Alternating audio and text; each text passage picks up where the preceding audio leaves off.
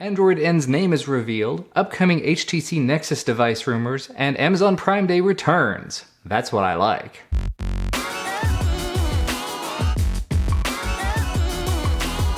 Hello and welcome back to this weekly series I like to do where I talk about all the things in tech, science, fun, drones, and whatever else that I find on the internet that I like. First up, a bunch of Google-related news. Of course, as I mentioned in the intro there, Android N's name has officially been unveiled. Not going to make a huge difference to the grand majority of you guys, but it is officially Android Nougat. Lots of people thought it was going to be Nutella or Nutty McNutface or whatever else. End of the day, it's not going to make a huge amount of difference to most people. Lollipop, Kit Kat, Jelly Bean, whatever else, they're just names. But it has been finalized. Just one more step in the process. HTC also unveiled they're going to be bringing Nougat to a bunch of their devices, but they actually said that back in May. But there were some rumors that came out surrounding HTC that it looks like they may actually be making the next Nexus or Nexi devices. Either one or two devices, meaning. An article went up on Android Police talking about it and basically said their exclusive said that it was going to be a 5.5-inch AMOLED display, Quad HD, with a USB Type-C port, a 12-megapixel rear-facing camera, 8-megapixel front-facing, 4 gigs of RAM, 3450 milliamp hour battery, bottom firing speakers, and again, all manufactured by HTC. As far as what the other of the two things would be, there was some speculation that since that was a 5.5-inch display, there might be a smaller one, kind of like they do with the iPhone and the iPhone Plus, or with the S7 and the S7 Edge, except no Edge involved, or like they did with the Nexus 5X and 6P, which for a person like myself that really does not like the 5.5-inch plus display devices, something smaller would definitely be a big plus. The HTC 10 is a great size, 5.2 inches, right? So realistically, I wouldn't mind seeing HTC make the next Nexus device. They did a pretty good job with the HTC 10. HP has added a brand new Chromebook to their lineup, and the really cool thing about it is it's an 11-inch device, but it's also got a touchscreen built in. So when you get Android apps built into Chrome OS and the ability to install them there, you're going to have all that touch capability you would have had on a tablet, and it's only $189. That said, it does run that Celeron processor in 3060, which is not hugely great, but for most Android app, it's probably going to get the job done, and they say it's going to have about 11 hours of battery life. I haven't actually touched a Chromebook in a very long time, but having one with a touchscreen you can get for less than $200, I might be tempted. Google unveiled a new open hardware system this week, basically just a hardware layer to help kids learn how to code.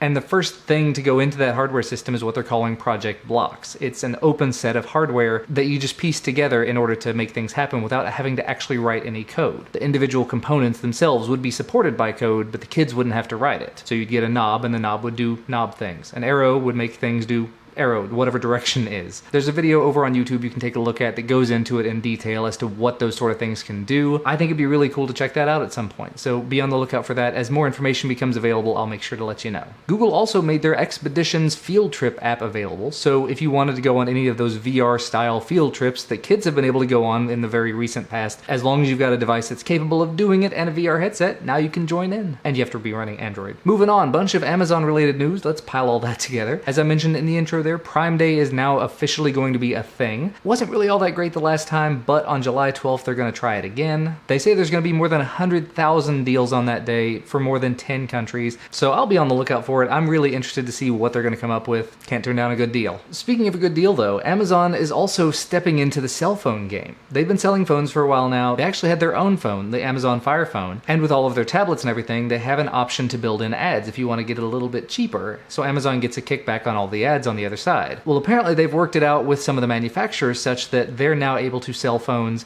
with these ads pre-installed on them. So you can get the new Motorola G4 and the Blue R1 HD at $50 off for each one. So the Blue R1 HD is $50, the Motorola G4 is $150, and actually there's a discount on the G4 right now taking another $25 off of it. So this device that's actually $200 retail, you can technically get for $125 if you don't mind Amazon ads. I've seen the Amazon ads on the Fire tablets. They're really not that bad. They're not that invasive, and you can take them off pretty easily. So if you're looking for a pretty decent phone, the G4 is supposedly not terrible. You might want to look into that. I'm semi-tempted to do it myself, but I've got a couple of budget devices over here I'm going to be looking at in the next few days, so be on the lookout for that too. Amazon also unveiled a slew of new Amazon Dash buttons. I've mentioned these in the past. They're fun little things, but they're not hugely useful. But I think they said, yeah, 50 new brands have been added to the Dash button category, including Nerf, Play-Doh, Fiji water, Pepperidge Farm goldfish crackers, and Milano cookies, Cliff bars, lemonade, Trident, bunch of different brands. And basically you just add the button to your cart, you end up ordering that button, and then every time you push it,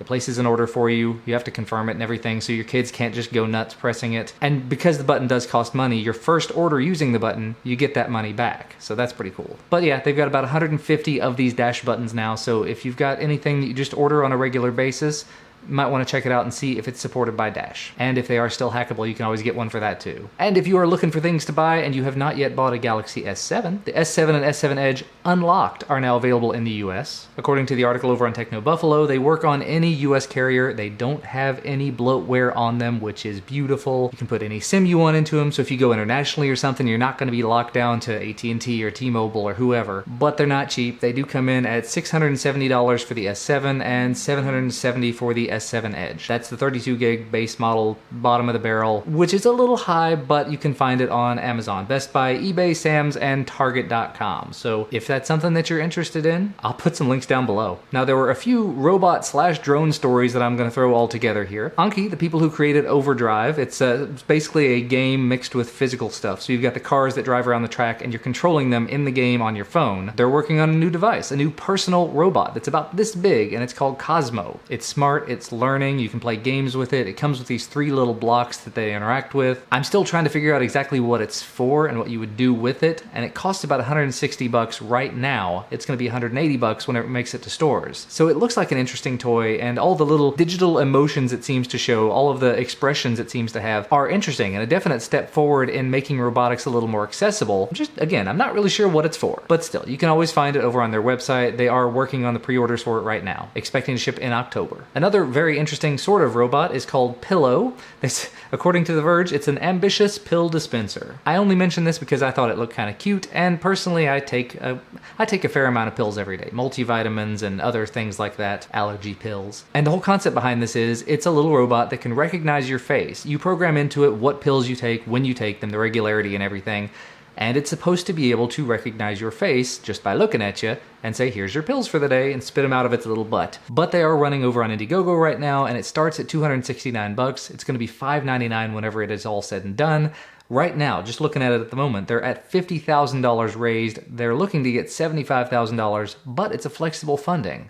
So they're taking the money one way or the other. It looks like right now the lowest one they have featured, though, is $299 for the early bird, but they've only got like 64 of those left. So if you're wanting an intelligent pill dispenser for your home, like if you've got a bunch of people that take a bunch of pills in your home, this might be worth a look for you. There's a company in Australia that's made a new selfie-taking drone called Roam-e that is a very interesting design, we'll put it that way. It's very long and cylindrical with a little curved tip on the end of it and rotors at the top, and you basically throw it up in the air and it'll take a 360-degree selfie for you, and it retails for about $399 US, with about a 20-minute battery life and 2 hours to charge it back up. It's still a very interesting concept, though, to be able to take this oddly shaped item and throw it into the air and have it automatically do things for you. I just haven't really gotten on board with that I need to take a selfie, let me throw something into the air concept. But it's there if you're interested. And last but certainly not least, Amazon now has a little bit more competition. Walmart has launched their free 2-day shipping service, although it's not exactly free, just like Amazon's. You do have to pay a yearly fee to be a part of it. It's called Shipping Pass. Yes, Shipping Pass. It's $49 per year, but they're offering a free 30-day trial. And for the time being, it is just a shipping service, but just like Amazon Prime, there is the possibility it will expand over time into other things. Since Walmart does own Vudu and they do have a music service and everything else, I think they do, it does have the potential to get better over time. And that's actually where I'm going to go ahead and wrap things up for today. As always, thank you guys so much for watching. The links to everything that I talked about can be found down in the description. Remember to leave a thumbs up down below the video if you liked it, subscribe to receive more.